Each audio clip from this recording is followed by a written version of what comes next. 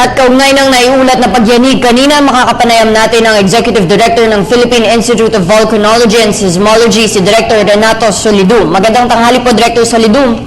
Magandang tanghali din po. Opo, on official records, ano po ba o gaano po ba kalakas ang lindol na naramdaman kanina? Pag ganun kalakasan, ang lindol na nangyari ng 17 may magnitude na 3.8. At ang epicentro ay nasa layong 31 kilometro papuntang silangan mula sa Doña Remedios Trinidad, Bulacan, no?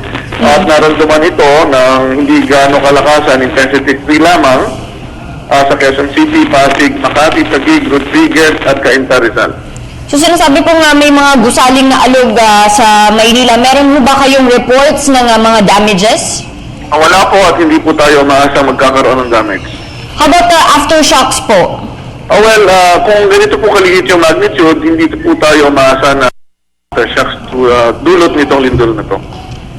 So, meron mo mga pagkakataon rin ho, no, na nagkakasunod ang dalawa o higit pang pagyanig sa iba't ibang lugar ho dito sa bansa at kahit sa ibang bansa. Can you say there's a certain connection o coincidence lang to or related ho ang mga ganitong pangyayari?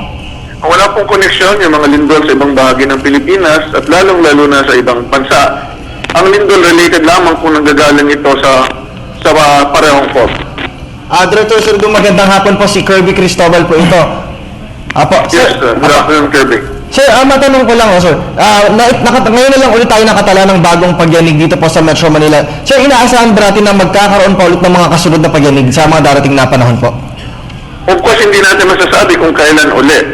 Pero ang pinanggalingan ng lindol kanina ay kakaiba sa mga dating pinapangyarihan. Yung kadalasan na lindol na nararamdaman sa Manila pwede manggaling sa West Philippine Sea, sa Manila Trench, o di kaya ay sa mga faults na nasa Luzon. Pero ito, bandang Sierra Madre. At kung sakali magkaroon man ng mga lindol sa ibang lugar, ay natural lang din naman po yan. Director, one more question po. Medyo masabi niyo po kanina, medyo mahina lang po yung naitalang pagyanig sa ilang bahagi, dyan po sa may bahagi ng Bulacan. Kapag ganito po ba kalakas lamang yung pagyanig, hindi po masyadong maapektuhan po yung sinasabi po nating fault line hanggang patungo po dito sa may bahagi ng Metro Manila? Ay, hindi naman po. Kung sakaling gagalaw yung West Valley Fault, ay iba naman po yung dahilan ito. Wala po silang direct connection. Alright, maraming salamat po sa inyong panahon, VBOX Director Solidum.